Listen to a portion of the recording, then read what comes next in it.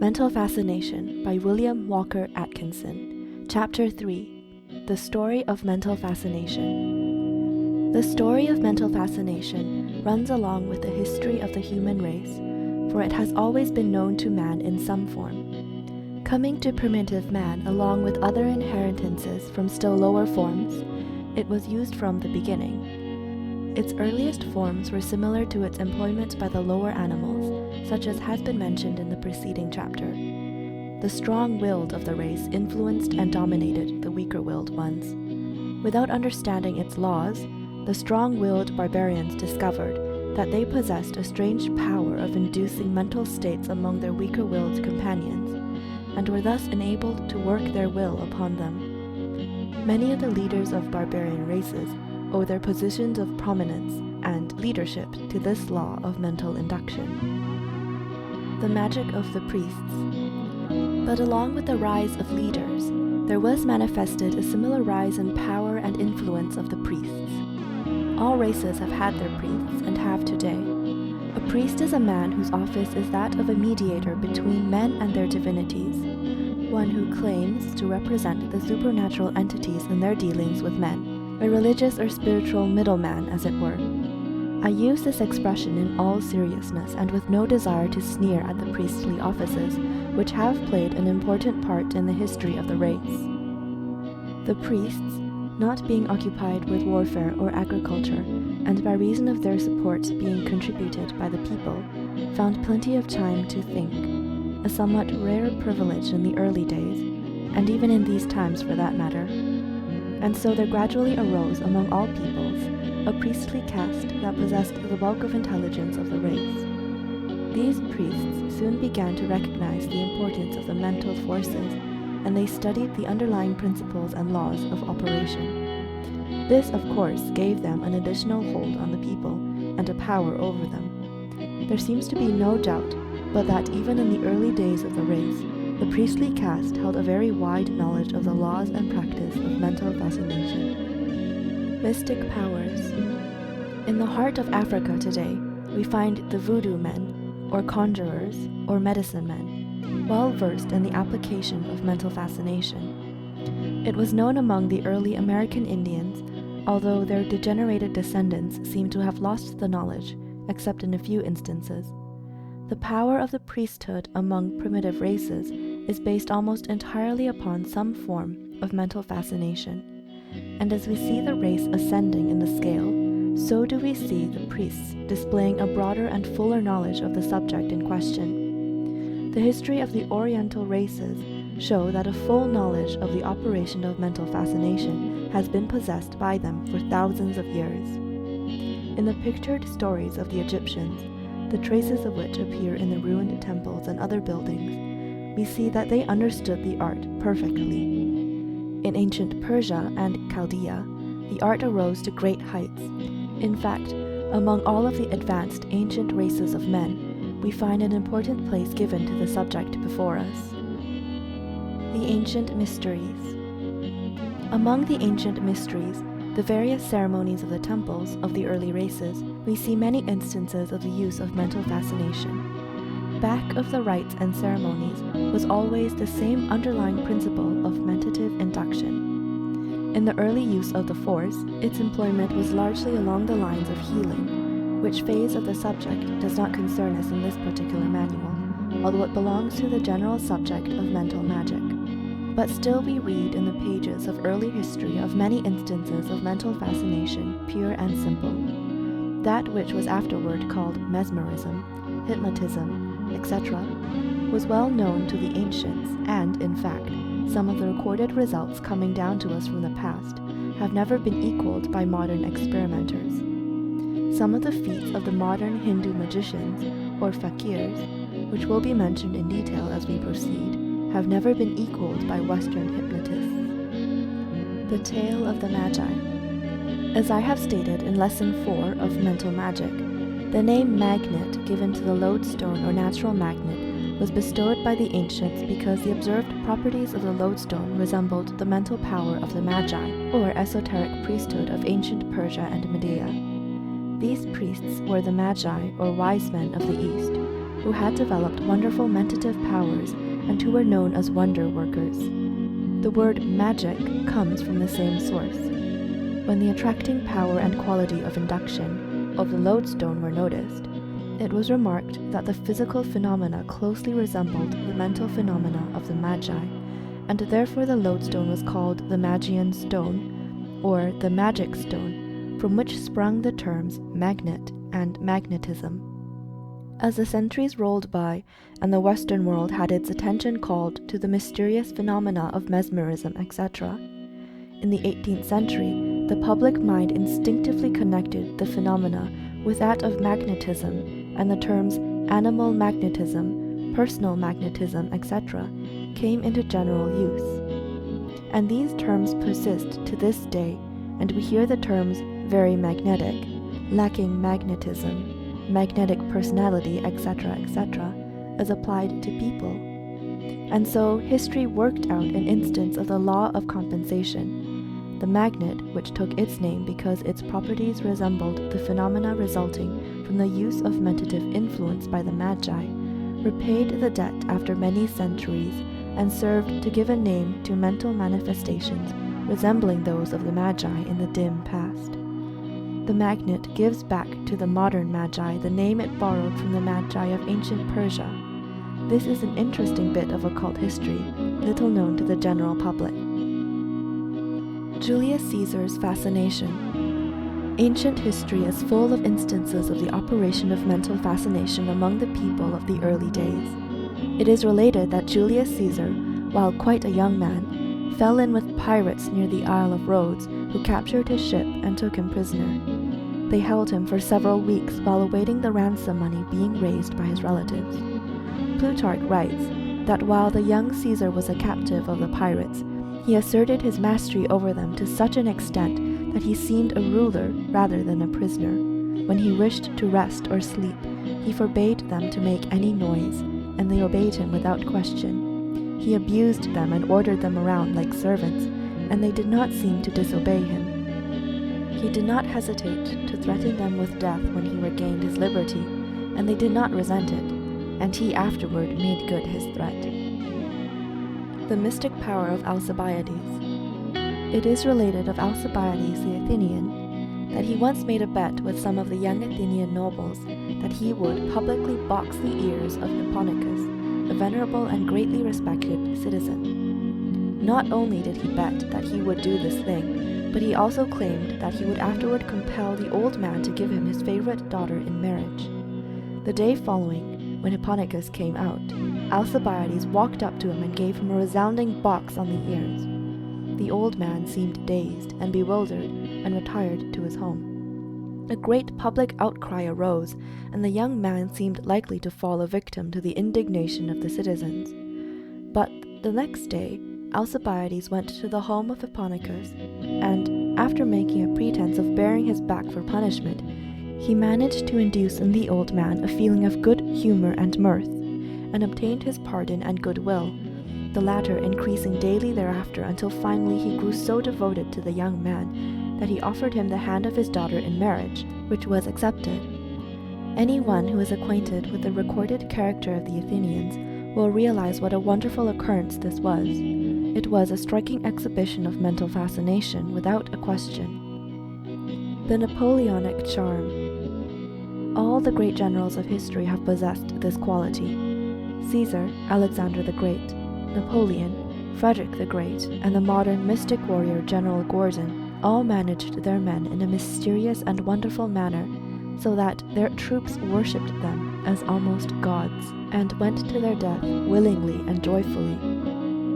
The single instance of Napoleon when he returned from Elba and confronted the Bourbon army drawn up to capture him should satisfy anyone of the possession of the greatest fascinating power by this wonderful man. You remember that the troops were drawn up confronting Napoleon, their muskets leveled at his breast in obedience to the command, "Aim." Napoleon, who was on foot, marched deliberately toward the troops with measured tread, gazing directly into their eyes. Then the officers shouted, "Fire!" A single shot would have killed Napoleon, and would have brought to the man who fired it a fortune from the Bourbon king. But not a man obeyed the order. So completely were they under the spell of Napoleon's fascination. Instead of firing, they threw down their guns and ran joyfully toward the Corsicans, shouting, "Vive l'Empereur!" Their officers fled, and Napoleon, placing himself at the head of the troops, marched onto Paris.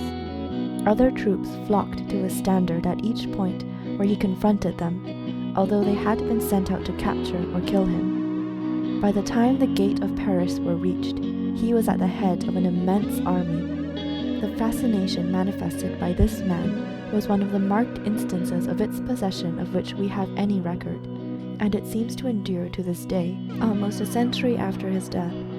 The very mention of his name makes one's blood tingle. Modern examples.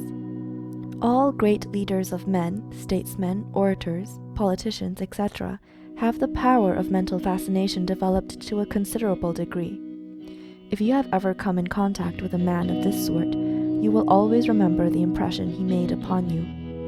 Every man who knew James G. Blaine will remember his personal magnetism, of which so much was said during his lifetime. Anyone who heard the famous speech of William J. Bryan at the Chicago Convention, in which he made use of the famous expression, "Thou shalt not press upon the brow of labor the crown of thorns, thou shalt not crucify mankind upon the cross of gold," needs no further proof of the reality of mental fascination. Bryan was almost unknown to the majority of the delegates, and no thought of nominating him was entertained by them, but his magnetism was so great that it swept the convention like a mighty tidal wave, carrying all before it, and Bryan was carried around the hall on the shoulders of the delegates, who afterward made him their nominee for president. And although defeated twice, this man still possesses a wonderful fascination over hundreds of thousands of people in this country, who would rally around his standard at any time that he would sound the call. Henry Ward Beecher, at the great meeting in England, manifested the same power. The whole meeting was against him, and drowned his words by hoots, yells, and other noises, but Beecher looked them straight in the eye, and gradually cowed them into subjection, and then talked to them for 2 hours, and fairly carried the meeting by storm. He was but one man facing thousands of other men hostile to him, and determined to prevent him from speaking. But the single man won, by the power of his mental fascination, manifesting in the phase of will. It was not alone the words. In these cases, it was the will behind the words. The will is an actual living force, and is one of the two great phases or poles of mental fascination. Mesmer and his work. Coming down to the latter part of the 18th century, and omitting all reference to the phenomena of mental fascination recorded in the Middle Ages, we reach what may be called the beginning of the revival of the subject among the Western peoples. I allude to the work of Frederick Anton Mesmer, a man who understood far more than he taught, but who was regarded as a charlatan and a trickster by the ignorant, learned men of his day. Those who are informed regarding the secret history of Mesmer know that he was an occultist of no mean attainments, who was compelled to cloak his real teachings with popular theories and sensational phenomena in order to gain the attention of the world and also to escape religious persecutions. Mesmer was born in 1734, and in 1775 began his work in Vienna by writing and teaching about a mysterious universal fluid which was able to control the wills of people and also cure them of diseases, and which could be controlled and operated by man. He taught that there was a universal fluid which permeated everything and was capable of receiving and communicating all kinds of motions and impressions. This fluid, he thought, acted immediately upon the nerves, in which it is embodied and produced in the human body phenomena, similar to that of the lodestone or magnet. He called this fluid animal magnetism. He taught that this magnetism flowed rapidly from body to body, acted at a distance, was reflected by a mirror like light, etc., etc. Mesmer attracted to himself great attention and great abuse. On the one hand, he was sneered and scoffed at, and also driven out of the church for possessing the power of the devil and witchcraft. But on the other hand, he gathered around him a body of supporters and students. He was investigated by a royal commission and by scientific bodies with varying results. The coming of the French Revolution interfered with a general interest in the subject for a number of years. Mesmer's followers adhered to his general lines of theory and practice with unimportant additions or changes. The Abbé Faria. In 1814, the Abbé Faria attracted much interest in Paris. His theories were different from those of Mesmer inasmuch as he claimed that the sleep produced by Mesmer and his followers was not the result of any outside force, but was caused by the patient himself. For a number of years, a spirited contest was waged between the two schools of mesmerists, and much bad feeling was developed. Braid and hypnotism. Then came James Braid, the Manchester surgeon, who proceeded to tear down the accepted theories, substituting one of his own. Braid may be called the father of hypnotism, the term being first employed in connection with his work. His theory was that there was no such thing as animal magnetism, but the phenomena obtained by Mesmer and his followers were caused by physiological condition brought about by physical means, such as fixing the eyes, rigidity of the muscles, etc. Braid made some very important contributions to the knowledge on the subject, although of course all that he wrote or taught was colored by his own particular theories. Braid regarded the hypnotic sleep produced by his methods as the necessary condition and cause of the phenomena of animal magnetism. Braid's writings brought the subject before the attention of physicians who had up to his time avoided it as unprofessional, etc., and a series of investigations by medical men in France and Germany were begun, and have continued up to this time. The result of such investigation has been the placing of the subject upon a scientific basis. Lebu and suggestion. Dr. Lebu of the school of Nancy, France, first brought into prominence the theory of suggestion, which has since found so many followers. Dr. Burnham, a pupil of Lebu in his work, Suggestive Therapeutics, carried his teacher's theories on still further. The theory of suggestion, as taught by Lebu and Burnham, was that the cause of the phenomena of mesmerism and animal magnetism, etc., lay in the verbal suggestion or verbal command of the hypnotist to the subject, given and received while the subject was in a deep hypnotic sleep. This hypnotic sleep was considered to be an essential and fundamental prerequisite of the phenomena. It was all sleep, with the teachers, students, and investigators at that day, and the majority of them are still under the spell of the old teachings. Burnham's mistake. As an instance of how near a man may come to a thing and still miss it, I may mention that Burnham has recorded that in rare cases, where the conditions were exceptionally favorable, he could obtain results even when the subject was not asleep. But he missed his opportunity of following up this promising lead, and to the end he proceeded upon the belief and theory that the hypnotic sleep was a necessary precedent to the phenomena obtained. He endeavored to produce the condition of deep sleep, or profound hypnosis, believing that the same was a necessary condition for suggestibility. The very word hypnosis arises from the Greek word meaning to lull to sleep, so you can see how deeply this idea of sleep was and is among hypnotists. Remember this always, please. Hypnosis means a condition of sleep, so never use the word in any other way. Mental fascination is not hypnosis, although hypnosis is a form of application of mental fascination. The New School. During the past 10 years or so, there has arisen a new school of investigators of the phenomena of mesmerism, etc. This new school proceeds upon the theory that the hypnotic sleep is merely an incident, and that all the phenomena obtained by the earlier authorities is possible without the production of a sleep condition. In other words, sleep is not a necessary condition of suggestibility. This brings a new school of the suggestionists very near to the occult idea of mental fascination, although there are some radical differences, as I shall show in a moment. In 1884, Dr. Bremond announced that he had made the discovery that there is a fourth hypnotic state, which he called fascination, which left the subject in full consciousness of his surroundings and remembrance of what had taken place. If Ramond had only had the courage to omit the fetish word hypnotic from his statement, he would have founded a new school, but he didn't. The German Frohman wrote a large book on the subject of fascination, which he defined as hypnotism without the putting to sleep. The truth about suggestion. Some of the best work along the without sleep hypnotism has been done by American experimenters and investigators, principally physicians, nearly all of whom believe that suggestion is the explanation of the whole thing, and that there is no such thing as a passage of mental currents.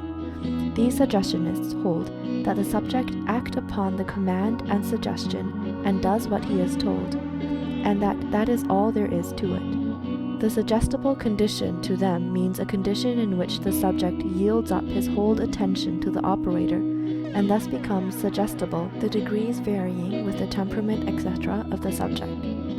While the suggestionists believe that suggestion is a whole explanation and cause, I hold that it is but one of the methods of producing the effects, and that back of suggestion is the induction of the mental state by the suggester, as I have stated in my work on mental magic, and as I shall bring out in the present manual. Personal magnetism. Along with the new theories of suggestion without sleep, there has arisen a great interest in personal magnetism during the past few years. There has been much written on the subject, some good and some ridiculous, and some between the two extremes.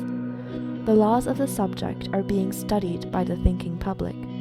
There has been a great revival in the interest in occultism, which, together with the various phases of mental science, theosophy, new thought, and kindred subjects, has attracted the attention of a large portion of the public to the general subject of mental magic, and to the special subject of mental fascination in particular.